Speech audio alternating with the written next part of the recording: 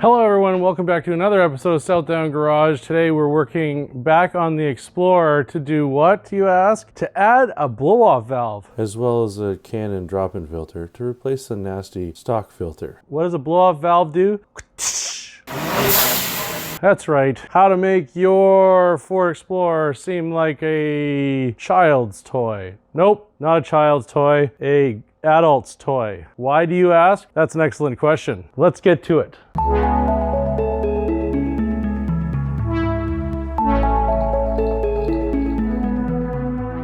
Okay, so on today's episode, yes, we are replacing the factory blow-off valve with Turbosmart blow-off valve. What is that going to do? It's going to allow air to recirculate back to atmosphere.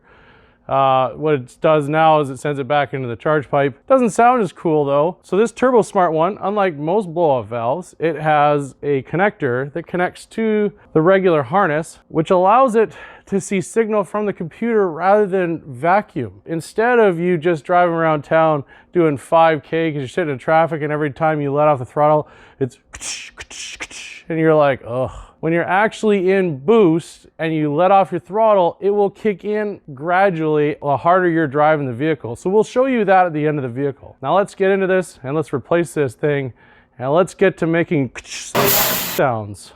First, remove both intake hoses going from the air box.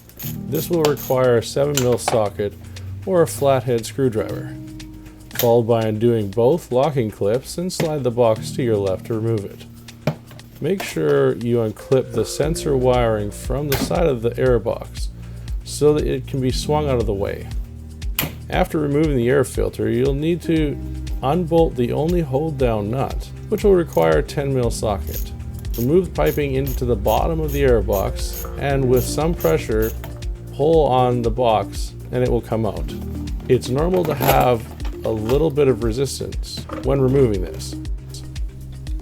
With an 8mm socket, loosen off the 3 bolts holding the blow-off valve to the recirculation tube here.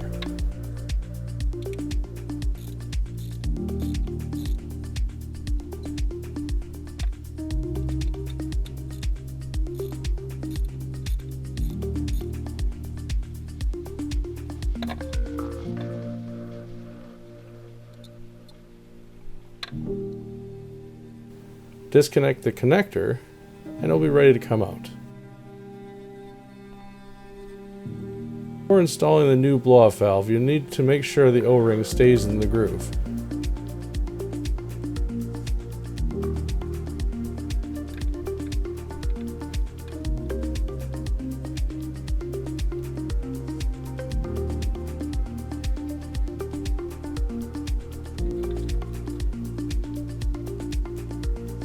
And install it loosely with all 3 bolts first, before tightening down.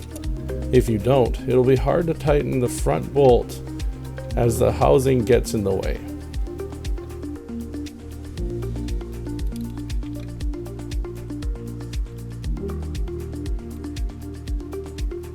Make sure your new blow-off valve has been plugged in before installing everything back in. Install the air box the same as you removed it and hook up the lower intake pipe.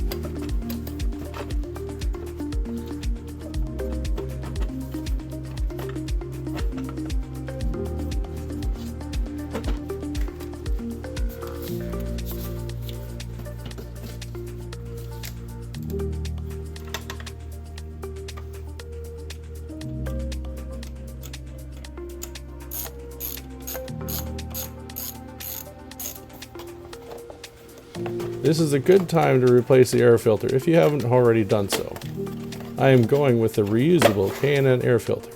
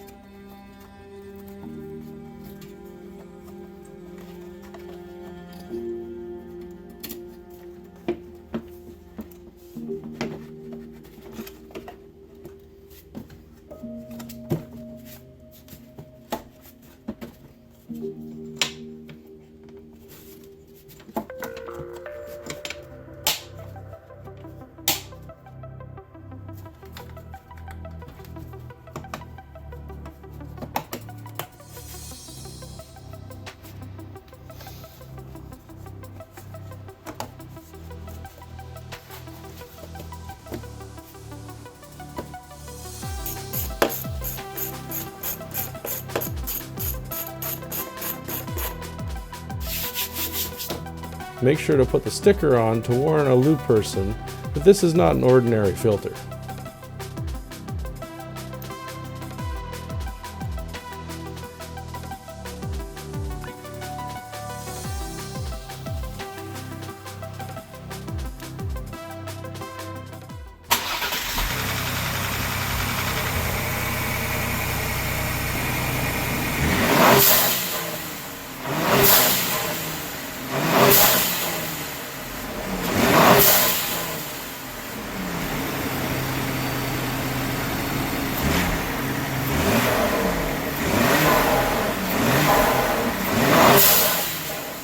Hey guys, I hope this video was helpful to you.